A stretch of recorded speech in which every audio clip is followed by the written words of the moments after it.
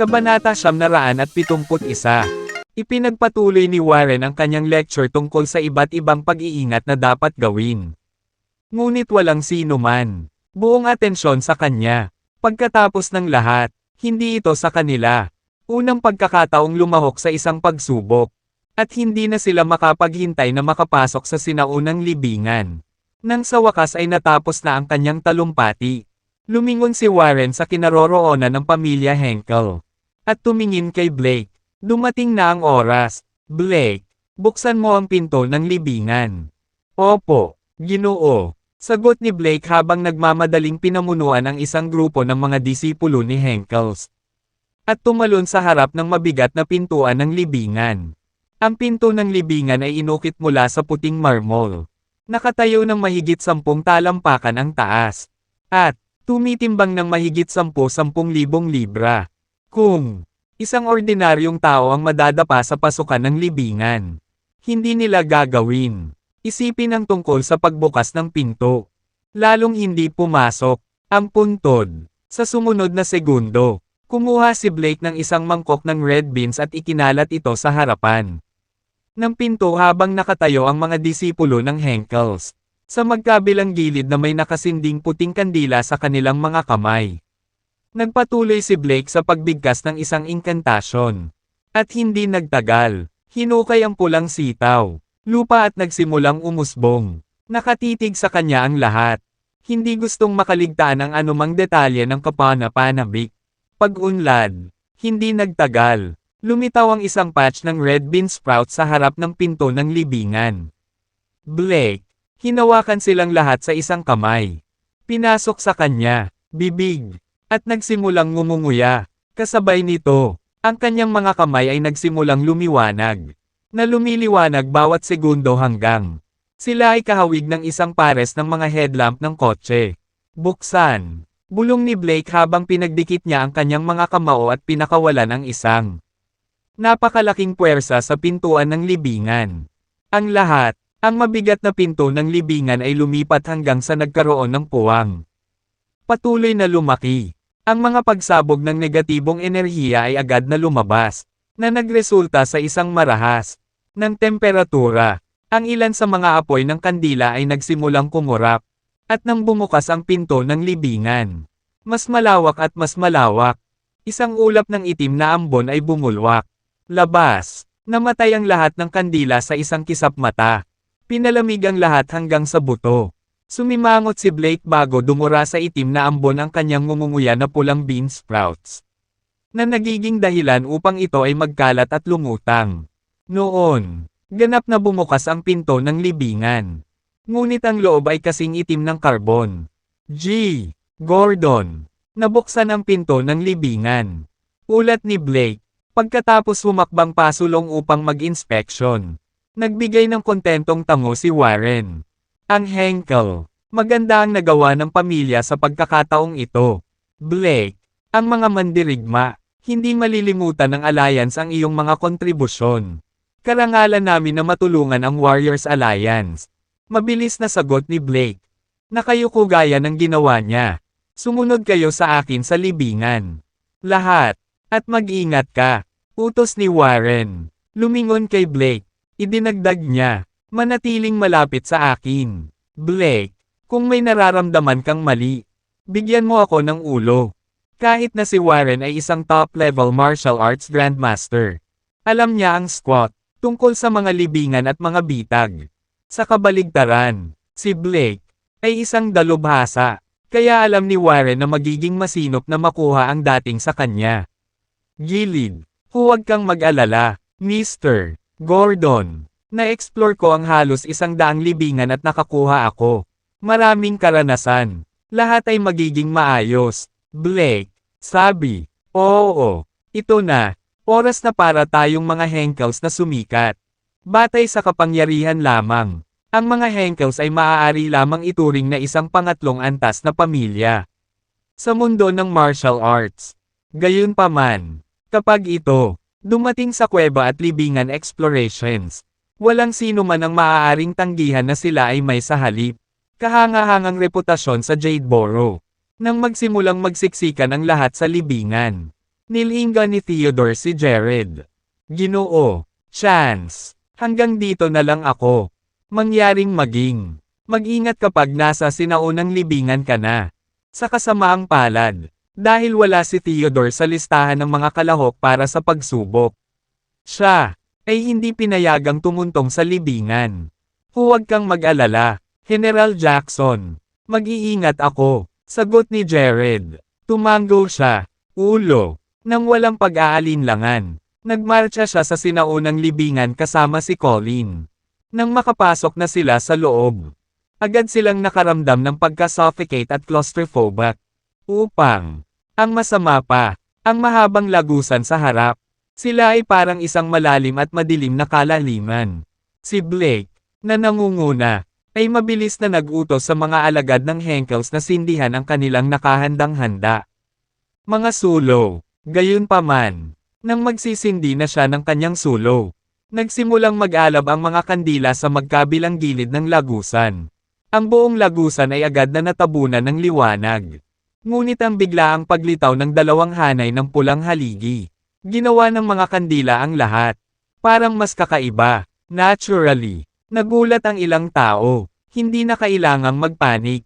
Mr. Gordon, paniniguro ni Blake, pumasok ang oxygen sa puntod. Nang buksan namin ito, at ang reaksyon lamang na may phosphorus sa hangin ang nag-apoy ng mga kandila.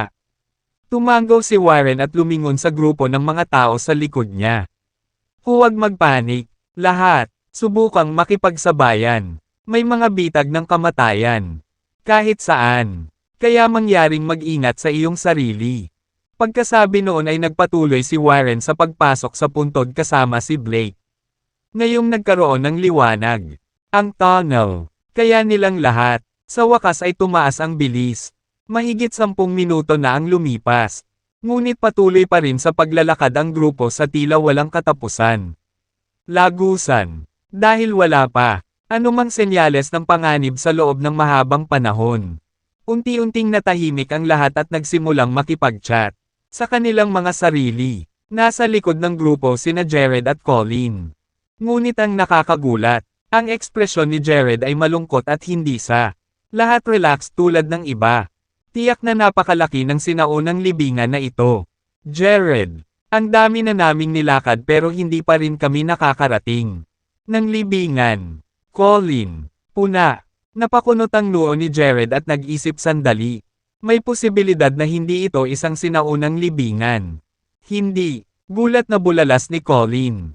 Jared, hindi mo ba sinabi na ito ang mausoleum ng emperador? Ano? Iba kaya kung hindian? Sinaunang libingan. Hindi rin ako sigurado. Ngunit ang lugar na ito ay nagbibigay sa akin ng pakiramdam ng paparating na panganib. Mas mabuting manatili ka sa iyong bantay. Babala ni Jared. Sa hindi malamang dahilan, hindi niya maalis ang nagbabadyang pakiramdam ng pangamba. Hanggang sa puntong siya, subconsciously activated focus, teknik at binawa ang kanyang sarili ng espiritual na enerhiya. Napagtanto na ang kanyang katawan ay naging fight mode. Hindi maiwasan ni Jared na matigilan. Nakatagpo ako ng maraming mga panganib sa nakaraan. Ngunit ang aking katawan ay hindi kailanman gumanti ng ganito. Bakit? Ito ngayon. Ano ang nangyayari? Nang walang sagot sa kanyang tanong. Mas naging mapagmatsyag si Jared sa kanyang paligid. Pagkalipas ng ilang minuto, sa wakas ay bumukas ang lagusan sa isang bulwagan na may lawak na ilang daan. Kwadrado, hindi na kailangan sabihin. Natuwa ang lahat, sa pag-aakalang nakarating na sila sa silid ng libingan na nag-iimbak ng karamihan sa mga ito. Mga kayamanan, sa sumunod na segundo, nagsiksikan ang grupo sa libingan. At nakakita lamang ng bakanteng silid. Maliban sa ilan, bato, meron, wala naman. Gayunpaman, ang pinaka-nakalilito ay wala kahit isang kabaong. This time around, napatulala ang lahat, kung ang grupo pala ay napunta sa isang walang laman. Libingan. Gagawin ng kanilang pagsubok, walang alinlangang naging katatawanan. Blake, anong nangyayari dito? Tingnan ang lugar. Tumango si Blake at agad na inakay ang mga alagad ng Henkels upang suriin ang burial chamber habang ang iba ay ng grupo ay nakaupo sa mga bangko. Karamihan sa mga sekta at pamilya ay nagsisiksikan sa paligid ni Edgar. Naiwan si Jared na umupo kasama si Colin at dalawa pa. Mga miyembro, mula sa Shadow Estate. Samantala, si Skyler at Howard ay nakaupo sa ibang lugar kasama ang kanilang koponan. Ayaw nilang iugnay ang kanilang mga sarili. Kasama ng sino man mula sa alyansa ng mga mandirigma. Noon lang, naalala ni Edgar ang utos ni Riker at Bumaling kay Godric. Hey, Godric, gusto kong puntahan mo at turuan si Jared ng leksyon. Baliin ang magkabilang paa niya habang nandoon ka. Nang marinig iyon, namutla si Godric. Mr. Edgar, I am afraid na hindi ako ang kapareha ni Jared. Ang totoo, sa sandaling humarap si Jared para sa paglilitis, nahulaan na ni Godric na ang 5. Ang mga tagapag-alaga na ipinadala ni Riker ay malamang patay na, kahit na hindi alam ni Godric kung sino ang lihim na tumutulong kay Jared. Ang katotohanang maaaring mapuksa ng huli. Lahat ng 5 tagapag-alaga ng ni Derigons ay hindi siya ordinaryong tao. Pero isa kang 3rd level martial arts grandmaster. Hindi mo ba matatalo si Jared? Sagot ni Edgar habang nagbibigay. Nagtatanong na tingin si Godric. Maaaring hindi mo alam ito, Mr. Edgar. Ngunit tinago ni Jared ang kanyang tunay na kapangyarihan. Hindi na ako magtataka kung 5th level na siya, martial arts grandmaster. Isa kang basura. Iisipin ng lahat na ikaw ang pinakamatalinong tao sa Derigons. Putol ni Edgar. Mukhang ako mismo ang gagawa nito. Bagamat nakaramdam siya ng hiya. Tiniis lang ito ni Godric. Hindi nang ahas na gumanti. Mr. Edgar. Alam ko, wala si Kristoff at Kenneth. Good terms with Jared. Bakit hindi natin siya pakitunguhan sa halip? Di ba mas maganda kung wala tayo? Para dumihan ang sarili nating mga kamay. Inamin ni Edgar na nagustuhan niya ang tunog ng plano at mabilis na kinawayan sina Kristoff at Kenneth. G. Edgar. Bati ng 2 lalaki habang nagmamadaling tumakbo. Kinailangan na nilang yumuko kay Godric. Kaya hindi nakakagulat na ganoon din ang gagawin nila kay Edgar. Totoo ba na may beef kayo ni Jared Chance? Si Kristoff. Talaga, Mr. Edgar. Si Jared ang pumutol sa braso ko. Agad na napangiti ang mga labi ni Edgar. Ito ang perpektong pagkakataon para sa iyo. Kung gayon, gusto kita, bugbugin at pailay si Jared. Ngunit tandaan, hindi mo siya papatayin. Kapag natapos na ang pagsubok, mamamahagi ako ng ilang mapagkukunan sa iyo. Mga pamilya, nang marinig iyon, nagmamadaling tumango sina Kenneth at Kristoff bilang pagsang-ayon. Samantala, nakakunot-noo pa rin si Jared habang dinadama ang aura sa sinaunang puntod. Hindi ko gets. Ano sa lupa ay nakatago sa libingan na ito, na nag-activate ng focus technique ko. Anong mga panganib ang mayroon? Noon lang, nagsimulang akayin ni Kenneth at Kristoff ang kanilang mga tauhan patungo kay Jared. Walang ibang nag-abalang tumigil. Sila habang nanonood sa loob. Kuryosidad at pananabik. Magsasalita na sana si Warren nang pigilan siya ni Edgar. Napagtanto na ito ang plano ng huli. Agad namang hinawakan ni Warren ang kanya. Dila, Jared, oras na para bayaran ka sa pagputol ng isang braso ko. Sigaw ni Kristoff. Alam kong meron ka, Mr. Sanders na sumusuporta sa iyo. Pero ang sabi lang niya wag ka daw patayin. Ibig sabihin, option pa rin ang pagpilayan sa iyo. Babaliin ko ang mga paa mo. At siguraduhin mong kaya mo. Huwag ka nang gumalaw ulit. Dahil doon, tumindi ang kanyang mamamatay tao na aura. At malinaw sa kanyang cultivation level na isa siya. Ang pinakamahusay na martial arts. Mga grandmaster na kasing edad niya. Kung iluluwa mo ngayon ang draconic essence, I promise not to make things difficult for you. Jared, kung hindi, natatakot ako na pupunta ako. Kailangan mong ilabas ang tiyan mo. Napangisi si Kenneth. Kristoff. Kenneth, kung maglakas loob kang maglagay ng daliri kay Jared, tatapusin ko ang buhay mo. Sigaw ni Colin habang papasok. Harap para protektahan si Jared. Maging ang dalawa pang martial arts grandmasters mula sa Shadow Estate ay bumunot din ng kanilang mga armas. Maghanda para sa isang laban. F*** ka, Colin. Bakit hindi mo tingnan ang sarili mo sa salamin? Sino sa tingin mo ang gagawin mo? 1/4. Ganyang matapang na pagbabante. Since ibibigay ko na sa'yo yan ngayon. Dumagundong si Kenneth bago nagpakawala ng isang malakas suntok. Nagliwanag ang kanyang katawan ng aura na angkop sa isang 8th level senior grandmaster. At ang kanyang suntok, nang walang pagdududa, ay crush. Colin sa isang duguan po. Bagamat nagulat si Colin, buong tapang siyang tumayo para protektahan si Jared. Ang Shadow Estate Martial Arts. Mga Grandmaster din. Agad na kinasuhan si Kenneth para protektahan si Colin. Gayunpaman, nanatiling hindi nabigla si Kenneth. Noong inilunsad ang Shadow Estate Martial Arts Grandmasters, ang kanilang atake, dalawa mula sa ang Thunderstorm Sect ay mabilis ding kumilos. Hindi nagtagal. Nagsimula ang showdown sa pagitan ng Shadow Estate at Thunderstorm Sect. Nang malapit nang mapunta ang suntok kay Colin, isang pagsabog ng martial energy ang biglang bumaril mula sa likuran.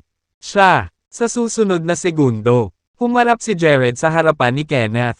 Napabuntong hininga si Kenneth, ngunit bago pa man siya makagawa ng anuman, binigyan siya ni Jared ng isang mahigpit na sampal sa kanyang mukha. Sa takot ng lahat, umikot si Kenneth ng ilang ikot sa hangin bago bumagsak ng husto sa lupa gamit ang dugong bumubulwak mula sa kanya.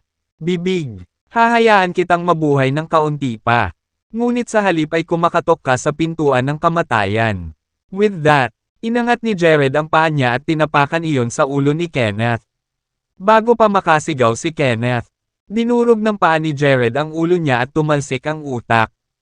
Kahit saan, ang amoy ng dugo, agad na tumagos sa hangin sa libingan.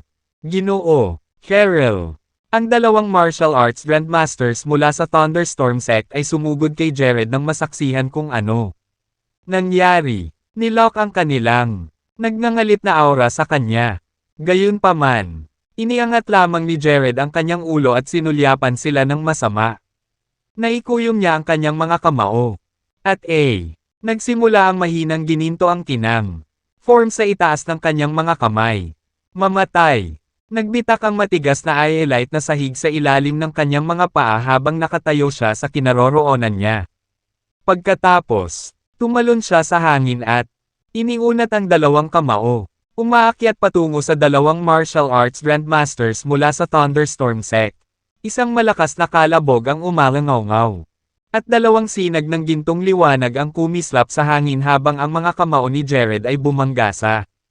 Ang dalawang lalaki, makalipas ang ilang segundo, sumabog ang katawan ng dalawang martial arts grandmasters mula sa Thunderstorm Sect. Nagpapadala ng mga piraso ng duguan, ng laman kung saan-saan. Ngayon, ang libingan ay lumitaw na parehong nakakatakot at madyugo. Napanganga ang lahat kay Jared sa pagkamangha. Wala ni isa sa kanila ang nag-akala na magagawa ni Jared na pawiin ang dalawa. Sanay sa martial arts, sabay-sabay na mga grandmaster. Puno ng dugo, malamig na nilinggan ni Jared si Kristoff. So, gusto mong maghayganti sa akin? Si Kristoff habang nakatitig kay Jared, na mukhang nagbabantang parang Grim Reaper ngayon. Kahit na mayroon siyang dalawa martial arts grandmaster sa likod niya upang protektahan siya. Siya ay lubos na petrified. Hindi niya naisip sa kanyang pinakamaligaw na panaginip na si Jared ay magiging napakahusay. Si Kristoff, nalilito kung paano sasagutin ang tanong ni Jared. Jared Chance, mayroon kang lakas ng loob na pumatay ng isa pa sa panahon ng pagsubok. Invisible ba ako sa'yo? Isang malakas na alon ng nakakatakot na aura ang umindayog sa katawan ni Jared. At napaatras siya ng ilang hakbang. Pagkatapos, dahan-dahang humakbang si Warren. Pasulong. Kitang-kita sa mukha niya ang matinding galit. Si Kristoff nang makita niya si Warren na pumapasok. Iniisip na hindi niya gagawin. Mas matagal sa mortal. Panganib. Ikaw ang gabay ng pagsubok. Ngunit hindi ka maaaring manatiling patas at makatarungan. Paano kung hindi kita pinakinggan? Sila ang mga nagdulot ng kaguluhan. Para sa akin muna. Bulag ka ba? Hindi mo ba nakita ang nangyari? Pinaikit ni Jared ang kanyang mga mata. Tila hindi natatakot kay Warren. Natigilan ng iba na naglakas loob si Jared na sawayin si Warren. At maging si Edgar ay napatingin kay Jared. Ibang liwanag. Sige, ikaw ang nagtanong niyan. Sa galit na si Jared ay naglakas loob na suwian ang kanyang autoridad. Isang nakabubulag na aura ang bumungad sa paligid ni Warren bago siya sinisingil. Diretso kay Jared. Nang makita iyon, itinaas ni Jared ang kanyang kamao upang kontrahin ang pag-atake. Mula pa noong breakthrough, hindi pa siya nakakalaban ng top-level martial arts grandmaster. Kaya naman, Jared, gustong makita ang lawak ng kanyang mga kakayahan matapos maging isang martial arts grandmaster. Binalot ng martial energy ang kamao ni Warren. Ang aura ng isang top-level martial arts grandmaster na gumagawa ng pakiramdam sa libingan. Nakakasakal at nagdudulot sa marami na nahihirapang huminga. Samantala, ang elixir field ni Jared ay nagbuhos ng espiritual na enerhiya sa hindi kapani-paniwalang bilis. Ang ubod na nabuo, sa loob niya hindi masyadong matagal. Ang nakalipas ay naglabas ng isang kaleidoscope ng mga kulay na ilaw. Pagkatapos, lumiwanag ang mga ilaw sa draconic essence, na nagsimulang magningning ng espiritual enerhiya sa larangan ng elixir. Isang mini arcane array ang tila nabuo sa loob ng katawan ni Jared. Dahilan upang patuloy na tumaas ang kanyang aura. Hindi nagtagal, nagbanggaan ang aura ng dalawang lalaki. At saglit na natigilan si Jared bago sumuray-suray ng ilang hakbang. Paatros, habang nasa himpapawid, napakunot ang noo ni Warren at tinutukan ng malakas na sipa ang balikat ni Jared. Ngunit sa kabila ng kanyang galit, hindi siya nang ahas na tapusin ang buhay ni Jared ng ganoon na lamang. Kung hindi, ito ay magiging isang mahirap na gawain. Ipinaliwanag ang sitwasyon kay Mr. Sanders. Nagpakawala si Jared ng dagandong. At ang kanyang katawan ay nagliwanag ng maliwanag na gininto ang liwanag habang tinutulak niya ang kanyang golem body sa limitasyon nito. Boom! Nang ang sipa ni Warren ay tumama ng malakas sa balikat ni Jared. Naramdaman ng huli na parang isang buong bundok ang nataman. Bumaba sa ibabaw niya. Ang kanyang binti ay nakayuko. At siya ay nahulog sa isang tuhod. Ang impact ay nagdulot ng lupa sa ilalim. Sa kanya upang gumuho sa isang maliit na. Ang mga ugat sa noo ni Jared ay nakaumbok nang idirekta niya ang lahat ng kanyang espiritual na enerhiya sa kanyang mga paa. Gusto niya, tumayo. At siya, desperadong nakatutok ang mga mata niya kay Warren. Nag-overestimate ka sa sarili mo. Sabi ni Warren na may malamig na nguso. Pagkatapos, gumawa siya ng ilang puwersa gamit ang kanyang binti. Nainipit si Jared sa lupa. Namutla ang mukha ni Jared. Ang pagkakaroon ng isang pambihirang tagumpay at naging isang martial arts grandmaster. Ito ay medyo mahirap pa rin. Para kalabanan ni Jared. Isang top-level martial arts grandmaster. Gayunpaman, naniwala siya sa ibinigay na oras. Pinatay ang isang martial artist niyan. Ang antas ay magiging isang Saturday iyan. Maya-maya. Isang boses na puno ng galit ang umalangaw-ngaw. Bilang direktor ng Warriors Alliance at isang nangunguna. Antas ng martial arts. Grandmaster, hindi ka ba nag-aalala na kutsain ka ng iba sa pakikipaglaban sa isang binata? Tumilapon sa ere si Howard sabay ungol at sinipa si Warren. Para sa isang 6th level martial arts grandmaster na umatake sa isang top-level martial arts grandmaster. Walang pagtanggi na Howard, ay medyo matapang na tao. Agad namang umiwas si Warren para maiwasan ang pag-atake ni Howard. Mr. Don, nandito ka lang bilang isang manunood. Gusto mo bang makialam sa mga gawain ng mga mandirigma? Alliance din. Warren, tanong. Well, hindi ko na kinaya. Hindi pa ako nakakita ng kahit sinong nang aapi ng iba tulad mo. Ito ba ang ikaw? Tawag sa matuwid at makatarungan. Lahat, sa iyo sa Jadeburst Warriors Alliance ay walang iba kundi isang grupo ng mga walang prinsipyong hooligans. Paano? Maraming demonic cultivator, na ba at pinatay sa paglipas ng mga taon. Ang ginagawa mo lang ay abusuhin ang kapangyarihan ng iyong nakatataas at apihin ang iba't ibang sekta. Pagkatapos magpakawala ng paninira kay Warren, inabot ni Howard at hinayla si Jared na tumayo. Nagmamadaling lumapit si Colin at nag-aalalang nagtanong, "Jared, nasaktan ka ba?" Umiling si Jared bilang tugon at tumingin kay Howard. "Salamat, di naman big deal. Ang payo ko ay panatilihing bukas ang iyong mga mata. Huwag sumali sa Warriors Alliance. Lahat ng miyembro nito, mga walang kwenta lang." Ang mga salita ni Howard ay nagpagalit sa marami sa mga sekta na natipon doon. Bilang pinakamakapangyarihang tao sa mga nakababatang henerasyon ng iba't ibang sekta, tumayo si Edgar at, sabi ni Howard Dunn, "Ano, ibig mong sabihin yun? Huwag mong isipin na lahat ay natatakot sa iyo. If you dare, duel tayo." "Tara na, hindi ako natatakot sa iyo," sagot ni Howard. Umaapoy ang aura sa paligid niya. "Howard Dunn, umalis ka na. Hindi ka welcome sa trial ngayong taon." Nakakunot ang noo. Biglang sumabog ang aura sa katawan ni Warren, na agad na pinigilan ang katawan ni Howard. Pero kahit ganon, hindi nawala ang fighting spirit ni Howard. Tinuwid niya ang likod niya at sinabing, "Hindi ako aalis. Ano ang gagawin mo tungkol doon? Sige, patayin mo ako kung maglakas loob ka. Gusto kong makita kung sino sa inyo ang maglakas loob na gawin iyon." "Bakit ikaw?" Isang alon ng nakakatakot na aura ang dumaloy mula sa katawan ni Warren at dumiretso kay Howard. Ngunit habang ang aura ni Warren ay lumipat patungo kay Howard, isang katulad na malakas na aura ang bumalot sa una, na pinipigilan ang aura sa paligid niya. Katawan agad natigilan. Agad na napatingin si Warren sa may edad at nakakuba na lalaki sa likod ni Skyler. Iyon ay dahil ang matandang lalaki, ang tanging tao doon na nagtataglay ng napakalakas na aura. "Mr. Gordon, tayong lahat ay mga kabataang lalaki na puno ng sigla ng kabataan. Kaya bakit sineseryoso ang mga bagay-bagay?"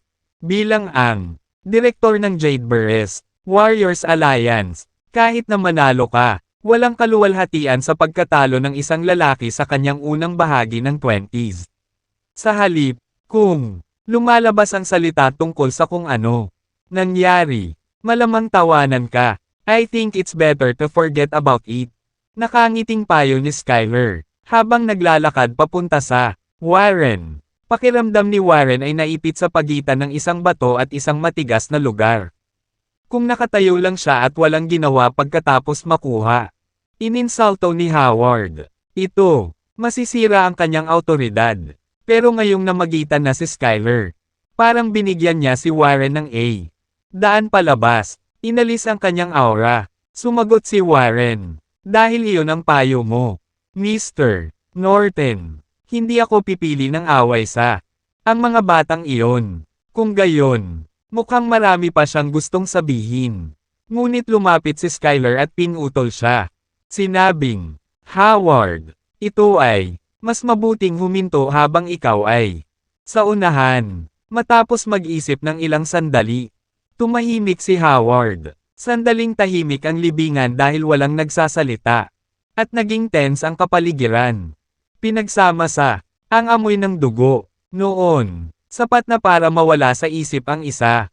Biglang umalangaw-ngaw ang tunog ng pag-scrape ng metal sa metal. Nagulat ang lahat, umindayog. Nagmamadaling makita kung ano ay nangyari. Nakita nilang hinampes ni Blake ang isang bahagi ng pader ng bato gamit ang kanyang kamay, na nag-iwan ng dent dito. Pagkatapos, dalawang ulo ng bato, malabo na kahawig ng mga tigre. Ang mga ulo sa dingding. Naka-embed sa kanilang dilat na mga mata ang mga gemstones na iluminado sa isang berde.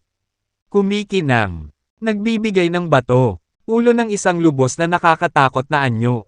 Sa wakas, nahanap na rin namin. Tuwang-tuwang deklara ni Blake. Ang mga mata ba ay luminous pearls? Napansin ni Colin ang berdeng pagkinang ng mga mata ng inukit na ulo at naisip na sila ay isang uri ng gemstone. Kaya naman, inabot niya, "Kunin sila, huwag kang gagalaw. Hinawakan ni Jared si Colin para pigilan sa paggalaw. Ngunit nang makita iyon ng iba, nagsimula silang kumilos. Pagkatapos ng lahat, ito ay ang pagsubok. Ang mga mahiwagang bagay ay pag-aari ng sino mang unang nakarating sa kanila. At ito ay kaligtasan ng buhay ng pinakamabilis. Yun. Siya rin ang dahilan kung bakit na-assign si Jared sa likod ng grupo. Walang gumagalaw. Sigaw ni Blake. Walang nakakaalam kung mayroong anumang mga bitag sa loob dito. Kung hahayaan nating gumalaw ang lahat ayon sa gusto nila. At may nangyari, mag-trigger ng isang bitag. Ang mga taong ito ay nasa malalim na problema. Nako, walang pumapansin sa utos niya. Lahat sila ay nakatuon ang kanilang mga mata sa mga mahiwagang bagay. Nang makita ni Blake ang sitwasyon, napalingon na lamang si Blake kay Warren at sumigaw. Mr. Gordon, hindi natin sila pwedeng hayaang gumalaw sa paligid upang maiwasan ang pagtawid. Anumang mga bitag, lahat, tumigil sa paggalaw. Namula ang mukha ni Warren sa galit nang marinig ang sinabi ni Blake. Isang pagsabog ng aura ang sumabog sa kanyang katawan. Nagpapadala ng mga iyon. Sinusubukang makuha ang kanilang mga kamay sa mga mahiwagang bagay na lumilipad sa hangin. Pagkatapos noon, walang nang-ahas na gumalaw kahit isang pulgada. Kung tutuusin, si Warren ang pinakamagaling sa kanila. Kahit na makatagpo ka ng mga bihirang kayamanan sa panahon ng pagsubok na ito. Huwag mo akong sisihin sa hindi pagpapakita ng awa kung sino man. Naglakas loob na hawakan sila. Bago ko ibigay ang aking pahintulot. Bagamat maaaring mayroon kang death wish. Huwag maging sanhi ng pagkamatay ni iba. Walang naglakas loob na tumutol habang pinagmamasdan ni Warren ang mga tao. Isang ngiti lang ang narinig mula kay Howard. Ngunit hindi siya pinansin ni Warren. Ayokong mag-provoke ng isang baliw na katulad. Siya sa panahong ganito. Blake, magpadala ka dyan para tingnan. Bilin ni Warren. Tumango si Blake at ikanaway ang kanyang kamay. Sinenyasan ng isa sa mga disipulo ng pamilya Henkel na lumipat. Pasulong. Bawat isa ay nakabantay. Pinapanood ang alagad na iniabot ang kanyang kamay patungo sa ulo ng bato at sinasaksak ang mga ito. Orb na iluminado sa isang berde. Mamula. Dinala ito ng disipulo kay Blake at sinabing, Mr. Henkel, hindi ito gemstone. Malambot. Agad na kumunat ang noo ni Blake nang marinig iyon. Bilasan mo at itapon mo. Bago pa man siya makatapos ng pagsasalita. Ang butil ay natunaw sa tila isang lusek ng tubig. Tumutulo mula sa alagad. Palad papunta sa iolite floor na may pat-earing sound. Biglang tumili ang alagad at tinitigan ang kamay niya. Isang ulap ng berdeng usok ang nagsimulang tumaas sa hangin. At napanood niya bilang mabilis na natunaw ang balat at laman sa harap ng kanyang mga mata. Inilantad ang mapuputing buto ng kanyang kamay. Hinawakan niya ang kanyang pulso gamit ang kanyang kabilang kamay habang ang martial energy na nasa loob niya ay nagtatagpo sa kanyang nasugatang palad. Makapal na ulap ng martial. Ang enerhiya mula sa kanyang palad. Ngunit hindi ito katumbas ng bilis ng nakakapanghinang berdeng usok. Nagkaroon ng tunog ng isang bagay na humahampas sa hangin. At ang disipulo ay nakakita ng isang liwanag na kumikislap sa kanyang paligid. Mata. Pagkatapos, nahulog sa lupa ang naputol niyang kamay. Walang ni isang patak ng dugo ang tumulo mula sa kung saan naputol ang kamay niya. Sa halip, umikot ang isang makapal at itim na gas. Sa paligid ng sugat, ito ay rotten frog liquid. Kung hindi ko pinutol ang iyong kamay, ikaw ay nauwi sa isang tumpok ng buto. Ngayon, 2/4. Sabi ni Blake, mataimtim. Bagamat nawala ng kamay ang disipulo ng pamilya Henkel. Naunawaan niya na kung hindi niya ito puputulan. Mamatay. Salamat, Mr. Henkel. Sabi ng alagad na nagngangalit ang mga ngipin habang tinitiis ang nakakapang-ipong sakit. Huwag mong hawakan ng ganoon kadali ang mga bagay dito. Pati na ang pader na batong iyon. Hindi natin alam kung may tinatago itong mga bitag. Manatili sa iyong bantay sa lahat. Beses. Paalala ni Blake habang nakakunot ang noo. Narinig ba ng lahat ang sinabi ni Mr. Sabi ni Henkel. Sigaw ni Warren sa lahat. Oo. Ginawa namin. Tumango ang karamihan. Pagkatapos ng insidenteng ito, lahat, pati si Warren at ang iba pa, ay nakatingin kay Blake sa ibang liwanag. Kung tutuusin, nasaksihan nila mismo kung gaano kalakas ang sinaunang libingan na ito. Kahit na hindi nila alam kung ano ang rotten frog liquid na sinasabi ni Blake. Tila, nakakakilabot. Lumayo ka, malamang may pintong bato dito. Hindi ito ang katapusan. Nang marinig ng lahat ang sinabi ni Blake ay mabilis silang napaatras. Maging si Warren ay gumawa ng ilang hakbang. Pabalik, nakatingin sa tatlong orb sa mga mata ng estatwa na kumikinang na may berdeng liwanag. Huminga ng malalim si Blake. At iniunat ang kanyang mga braso. Lumabas. Ang martial energy ay lumabas mula sa kanyang mga palad at sinipsip ang tatlong orbs palabas ng rebulto. Pagkaalis ng rebulto, dahan-dahang naging likido ang mga orbs at tumulo sa sahig. Sa lalong madaling panahon, ang Aelitsa, nabura ang lupa, nakatingin sa apat na walang laman na mata ng rebulto. Iniunat ni Blake ang kanyang mga braso at hinawakan ang apat na butas. Tapos siya, pinaikot sila sa gilid. Sa gulat ng lahat, gumalaw ang dalawang estatwa. Creak, creak, nagkamot ang mga pader na bato sa isa't isa. Unti-unting bumukas ang pader sa harapan nila. Tumambad ang dalawa, mga lagusan. So, may switch talaga dito. Ginoo, nakakabilib talaga si Henkel. Gaya ng inaasahan ng isang tomb explorer. Pamilya, kasama si Mr. Sinusundan kami ni Henkel. Mas gamaan ang pakiramdam namin. Mukhang wala tayong mahahawakan dito kahit may mga mahiwagang bagay. May mga bitag sa lahat ng dako. Ang mga tao ay patuloy na nambobola kay Blake. Pagkatapos ng lahat, kailangan nilang umasa sa kanya upang pangunahan sila sa sinaunang panahon. Libingan, Ginoo, Henkel, bibigyan kita ng credit para dito sa trial. Sumulyap si Warren kay Blake. Hinarap pa siya, sa ibang paraan. Nasa moon si Blake, pagkatapos ng pagsubok na ito. Ang katayuan ng pamilya Henkel sa mundo ng martial arts ng Jadeboro ay tataas ng malaki. Ginoo, Henkel, may dalawang lagusan. Aling ruta ang dapat nating tahakin? Tanong ni Edgar habang pasulong. Pagbigyan mo muna ako, Mr. Deragon. Tingnan ko, dahil doon. Sinisiyasat ni Blake ang dalawang lagusan. Harap, nakatitig din sa dalawang lagusan. Napansin ni Jared na may mga pagsabog ng espiritual na enerhiya na patuloy na umaagos. Palabas mula sa kaliwang lagusan. Bakit may espiritual na enerhiya sa sinaunang libingan? Nagulat si Jared. Bagaman ito ay normal para doon. Para maging negative energy. Bakit? Mayroon bang espiritual na enerhiya? Anong sabi mo, Jared? Tanong ni Colin. Wala. Umiling si Jared. Gayunpaman, hindi niya maiwasang maglakad patungo sa kaliwang lagusan. Na para bang may umaakit sa kanya doon. Anong ginagawa mo? Nang makita ni Blake si Jared na naglalakad patungo sa lagusan.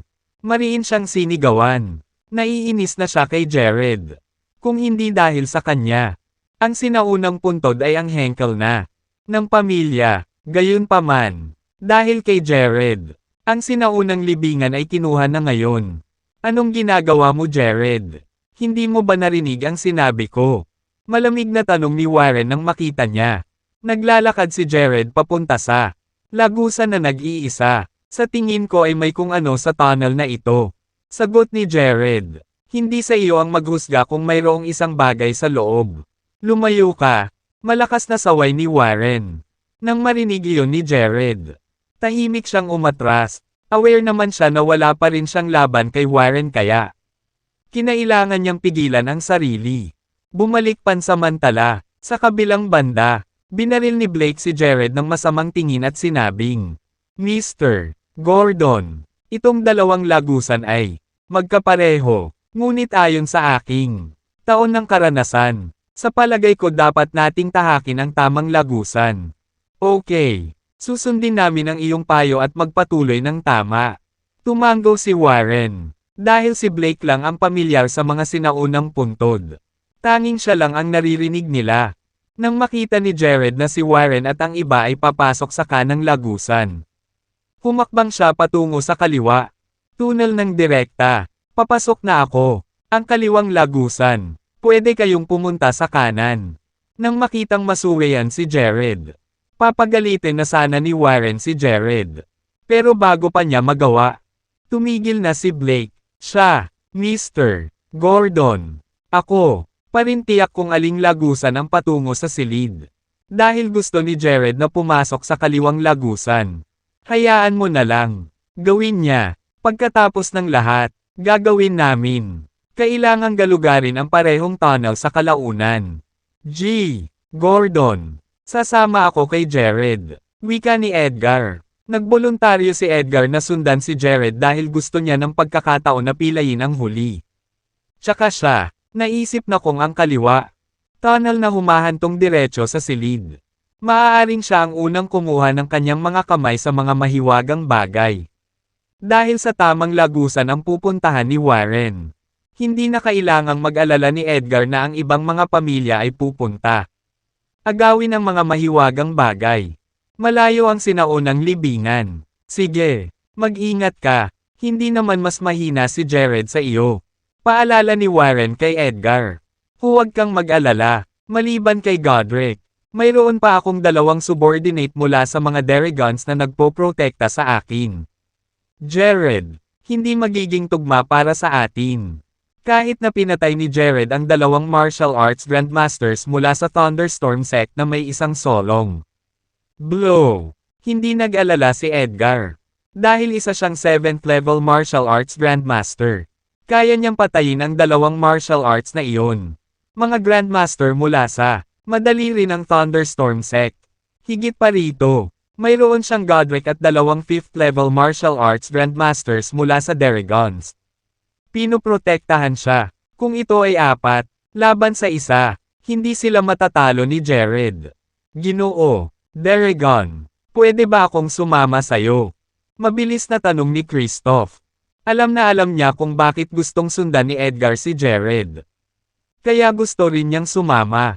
Sa ganoong paraan, siya, maaaring humingi ng paghihiganti sa Jared. Kung siya ay kikilos mag-isa, siya at ang iba pang dalawang martial arts grandmasters mula sa pamilya Chalvez. Baka hindi matalo. Jared. Ni Kristoff ang madugong eksenang pinatay ni Jared si Kenneth. Napatingin si Edgar kay Kristoff at bahagyang tumango. Dahil siya ay karagdagang tulong. Si Edgar ay natural na hindi tanggihan. Kung nahanap nila ang mga mahiwagang bagay. Naniniwala siya na si Kristoff ay hindi maglalakas loob na makipaglaban sa mga Derigons. Sila, samantala, pumasok na si Jared sa kaliwang tunnel kasama si Colin at dalawang elite mula sa Shadow Estate. Sa sandaling humakbang siya. Sa lagusan, tumindi ang pakiramdam ni Jared. Parang may humihila sa dilim. Siya, hintayin mo ako, Jared. Nang makita ni Howard na papasok si Edgar sa lagusan kasama si Jared. Mabilis siyang tumawag at humabol. Jared, sasama ka ba sa akin? Howard, hayaan mo muna akong linawin ito. Hindi ko alam kung saan patungo ang lagusan na ito. At kung maaari naming mahanap ang kayamanan o hindi. Panay ang tiwala ni Jared sa kanyang gut feeling. Kung tutuusin, hindi naman siya sanay sa tomb raid. Papasok si Edgar sa iyo at malamang wala siyang silbi. Kung kasama kita sa paglalakad, hindi siya maglalakas loob na umatake. Ngu, paliwanag ni Howard. Nang marinig iyon ni Jared, lumingon siya at sumulyap. Sa katunayan, sinusundan siya ni Edgar sa lagusan. Napangiti siya kay Howard at sinabing, "Salamat, Howard. Walang anuman. Ayaw ko sa mga mula sa Jadeburst Warriors Alliance. Lahat sila ay mga lobo lang." Nang tupa, lahat sila kumilos, moral at matuwid. Ngunit sa katotohanan, ang kanilang ginagawa ay mas masahol pa kaysa sa mga demonic cultivator. Nabulalas ni Howard. Hindi iyon sinabi ni Jared at nagpatuloy siya sa pag-usad. Ang lahat ay lubhang maingat. Pagkatapos ng lahat, maaari silang mag-trigger ng isang bitag kung sila ay pabaya. Nakasunod si Edgar sa likod. Habang nakatitig siya kina Howard at Jared. Naging mabisyo ang kanyang ekspresyon. Bagaman, nilang tiyak, talunin si Jared. Itinuring niyang maslim ang kanilang mga pagkakataon sa tagumpay kung si Howard at ang kanyang dalawang 7th. Antas ng martial arts. Ang mga grandmaster ay dapat sumali sa labanan. D** man ito. Howard. Ang B** star na iyon. Tuturuan ko talaga siya ng malupit na leksyon pagkatapos ng pagsubok. Dinuraan si Edgar, sa pamamagitan ng nagngangalit na mga ngipin. Mr. Edgar, hindi natin kayang salakayin si Jared ng ganoon kadali. Walang ibang tao dito. Kung gusto nila tayong patayin. Sila, hindi magiging ganoon kadali ang pakikitungo. With, paalala ni Godric kay Edgar. Kung ipipilit ni Edgar na salakayin si Jared, maaaring magkaroon ng intensyon si Jared na pumatay. Simula noon si Howard. Doon din. Baka mamatay sila. Doon. Isa pa, walang ibang pamilya ang naroroon. Pagkatapos ng pagsubok, walang sino man ang maaaring pabulaanan. Ang pag-angkin na mayroon sila. Namatay matapos mag-trigger ng isang bitag. Alam ko, bulalas ni Edgar matapos sumulyap kay Godric. Ni Godric ang ulo at tumahimik. Gayunpaman, isang malamig na kislap ang sumilay sa kanyang mga mata. Sa kabilang banda, dirdiretsong naglakad sina Blake, Warren, at ang iba pang mga pamilya sa kanang tunnel. Bilang nasa harap si Blake, ang natitira ay medyo hinalinhan. Biglang natigilan si Blake sa kanyang kinatatayuan. Nakaramdam siya ng napakasamang aura sa lagusan at narinig niya ang ilan ng paghiging. May narinig ba kayo? Lumingon si Blake at tinanong ang mga alagad mula sa pamilya Henkel. Nakarinig ako ng mga hagong. Parang mga putakti na lumilipad sa paligid. Sagot ng mga alagad. D** meet, bumalik. Bumalik ka ngayon. Nag-aalalang sigaw ni Blake nang biglang nagbago ang ekspresyon nito. Napaatras siya ng mabilis. Natarante man si Warren at ang iba pa. Nagmamadali rin silang umatras. Kung tutuusin, walang nakakaalam kung ano ang nangyayari. Kung sabik na sumisigaw si Blake. Siguradong naramdaman niya ito. Panganib. Umatras ang lahat at si Blake ang huling umalis. Nang malapit na niyang isil ang lagusan. Ito, huli na isang buo. Kaig ng mga putakti ay lumilipad palabas sa madilim na lagusan. Na pinupuno ang buong lugar. Mga makamandag na putakti sila. Everyone, be careful, paalala ni Blake sa lahat. Nang marinig ng lahat na may makamandag na putakti. Natarante sila, natigilan, napatingin sila sa madilim na kaig ng makamandag. Mga putakti sa kanilang harapan. Napaatras na sila sa silid. Kung lumipat pa sila pabalik, iiwan nila ang sinaunang libingan. D** man ito. Ang sinaunang libingan na ito ay may napakaraming bitag. May nagmura na galit na galit. Ang mga tao ay patuloy na nagpapadala ng mga alon ng martial energy patungo sa mga wasps. Nais nilang isil ang tunnel at pigilan ang wasps mula sa paglipad palabas. Ang malakas na martial energy ay patuloy na lumalabas. Maraming makamandag na putakti ang namatay sa epekto. Ngunit mas marami ang lumipad palabas mula sa likod. Sa pagtingin sa sitwasyon, maaari silang mamatay sa pagod bago nila mapatay ang lahat ng mga putakti sa lahat ng mga martial enerhiya na kanilang inilalabas. Ano ang dapat nating gawin? Mr. Henkel, tanong ni Warren matapos niyang ilabas ang ilang aura at binalot ang sarili. Sa loob, gumamit ng apoy. Ang mga makamandag na putakti ay takot sa apoy. Anumang ibang paraan ay magiging walang saysay. Sigaw ni Blake pabalik. Gamitin natin ang pag-atake ng apoy kung gayon. Mabilis. Magsindi ng apoy. Udyok ni Warren kay Blake. Si Blake ay mukhang nagkakasalungatan. Mr. Gordon, bagamat may pulbere ako, wala akong masisilayan. Meron lamang sa libingan na ito. Walang makakasusunog dito. Nang marinig iyon ni Warren ay mabilis siyang lumingon sa paligid. Totoong walang nasusunog, maliban sa ang dalawang sulo na hawak ng mga alagad ng pamilya Henkel. Walang ibang masusunog. Ginoo, Henkel, Pwede na nating habarin ang mga kamiseta natin at sunugin natin. Mungkahi ng isa sa mga disipulo kay Blake. Posible yan. Ngunit ang aming mga kamiseta ay hindi magiging sapat. Pagkatapos magsalita ay sinulyapan ni Blake si Warren. Ang mga kamiseta mula kay Blake at sa mga disipulo ay tiyak na hindi sapat. Gayunpaman, kung kinuha ng lahat, off ang kanilang mga kamiseta, magkakaroon, maging walang problema. Gayunpaman, ang mga taong iyon ay pawang mga elite mula sa iba't ibang kilalang pamilya. Dahil walang autoridad na gawin si Blake, alisin nila ang kanilang damit. Lumingon siya kay Warren, nakatitig sa walang katapusang kayaig ng mga makamandag na putakti sa lagusan. Walang ibang pagpipilian si Warren. Siya ay sumigaw. At the rest, alisin mo ang iyong mga kamiseta. Ngayon na, natigilan ang lahat sa sinabi ni Warren. Hindi nila naiintindihan kung bakit kailangan nilang tanggalin ang mga ito. Kamiseta, 3/4. Nang makaharap ang makamandag na putakti. Hindi ba iyon magpapadali para sa makamandag na mga putakti? Lahat, kailangan nating patayin ang mga makamandag na putakti gamit ang apoy. Dahil walang mga bagay na nasusunog dito. Kami, maaari lamang sunugin ang ating damit. Nag-aalalang paliwanag ni Warren.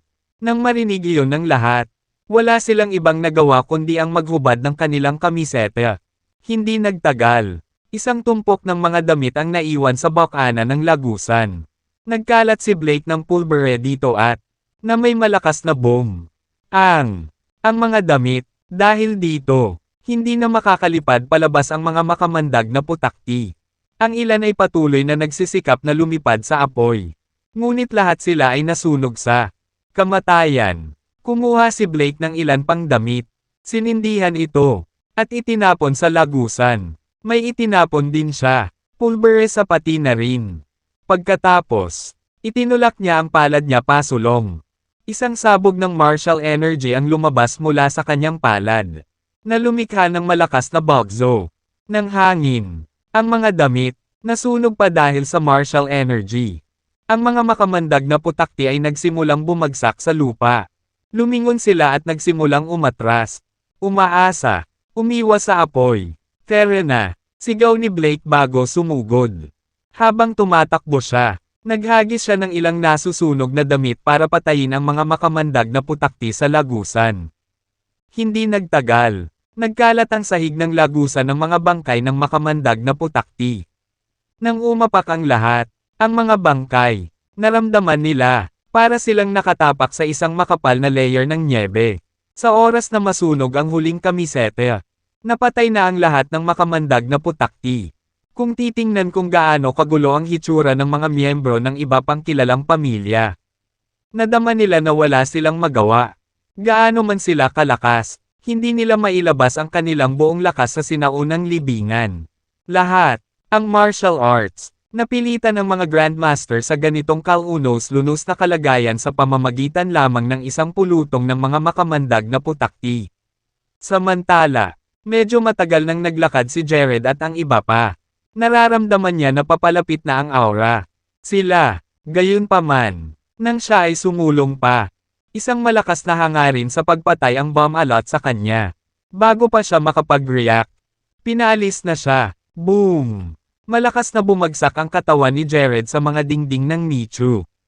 Pakiramdam niya ay guguho na ang kanyang mga buto. Napakalakas ng hangarin na pumatay. Baka sa mukha ni Jared ang gulat. Hindi niya maintindihan kung bakit napakalaki ng mamamatay tao na aura. Biglang sumulpot. Anong nangyari? Jared! Tanong ni Colin habang tinutulungan si Jared na makatayo.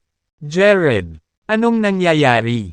Tanong din ni Howard. Samantala, nang makita ni Edgar at ng iba pang sumusunod sa likuran ni Jared ang nangyari, mabilis silang huminto. Sa kanilang mga track, malamang may gumawa ng arcane array sa harap.